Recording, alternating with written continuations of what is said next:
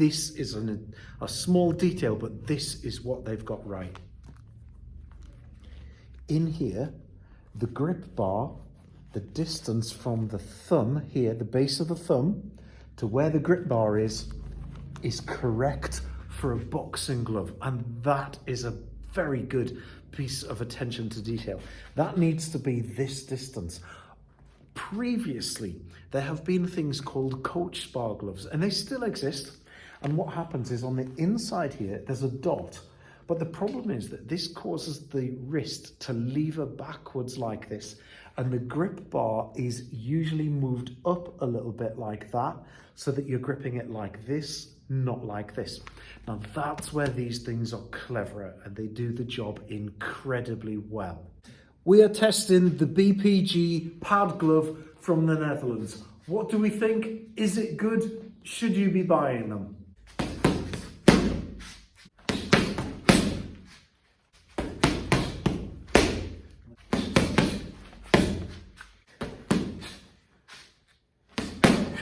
Rich, what do you reckon? So yeah, very effective for slips, very well made. Initial thoughts are these are really nicely made gloves, aren't they? Yeah. They're an expensive product and they feel quality. That's the first thing you notice about them. We weren't using any power there. Let's see what happens when we do use a bit of power.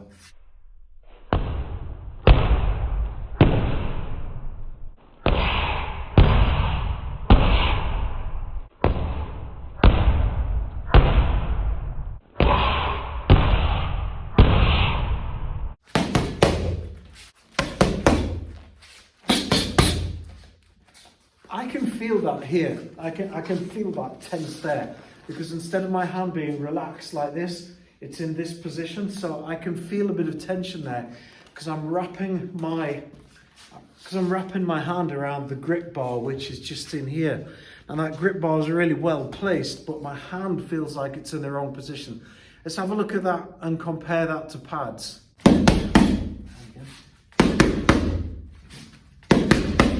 I'm not feeling any tension on there with the pad.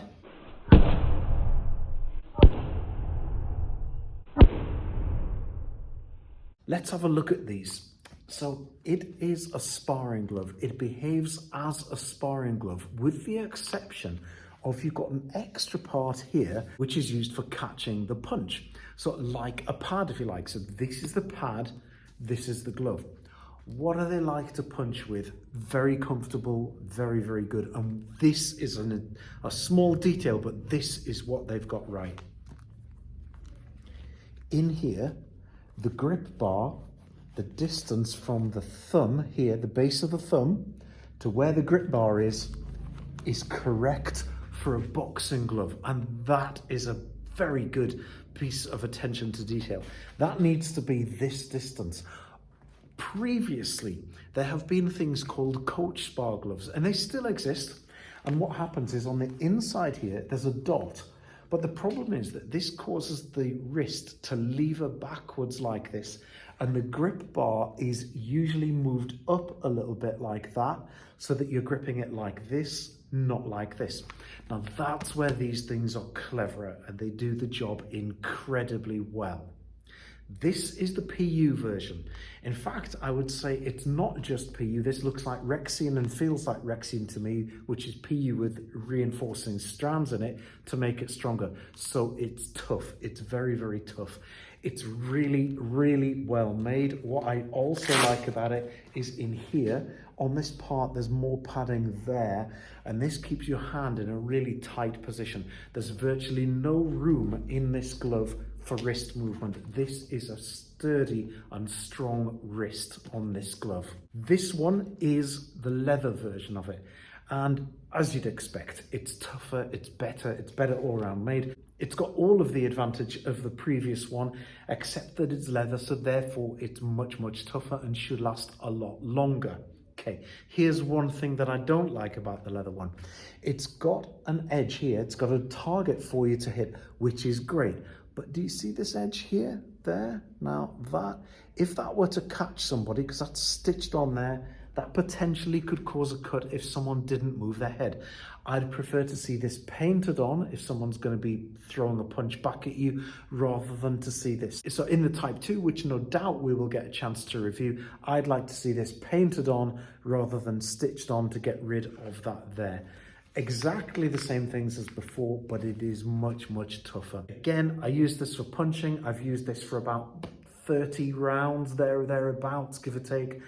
It's very comfortable. It feels pretty much as good as a good quality sparring glove. Advantages. What advantages do these things have over pads? Okay, it's obvious. The drill that Rich and I did, where you throw 1, 2, 3, and then the next person throws the drill back at you, 1, 2, 3, like that. It means that both people are engaged in punching and padding without swapping over.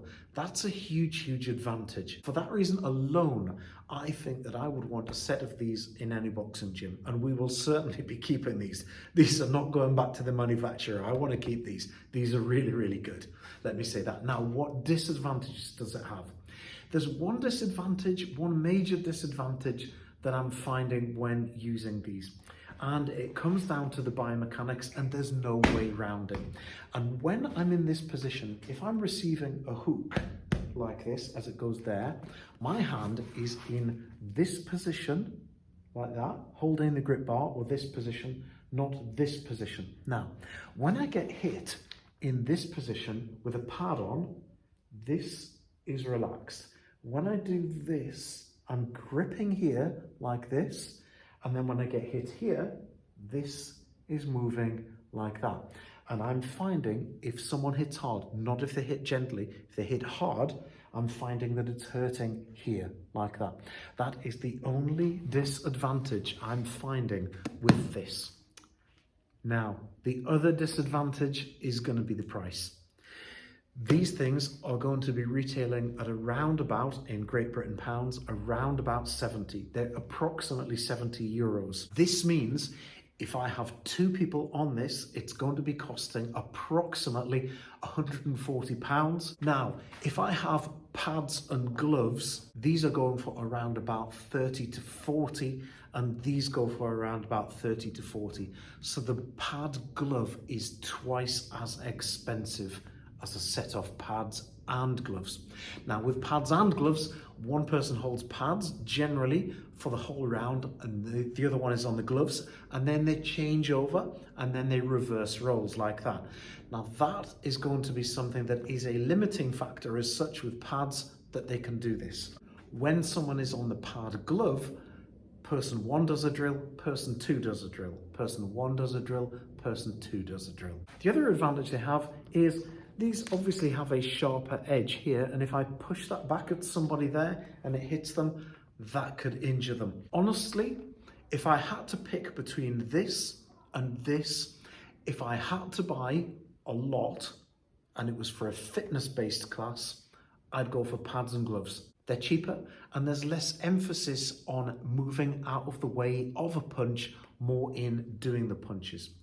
If I'm in a boxing club or getting someone ready from doing pads to going on to sparring, proper sparring, then these provide a perfect intermediary. Only thing is, they're twice as much money. So I can see people buying less of these than they will of these. Would I buy them? Absolutely. Without a doubt. 100%. I've got 2 pairs of these now, and they will be used in the boxing club continually, because I really believe that these provide a step between using pads and doing open sparring. So would I buy them? Absolutely. I think that they're an absolutely fantastic, really, really well-made product, as long as your budget allows. I hope you've enjoyed the review and found it useful. Subscribe to the channel because it helps us out. Let me know what other equipment you would like to see reviewed in the comments below, and we'll bring you a dead honest opinion.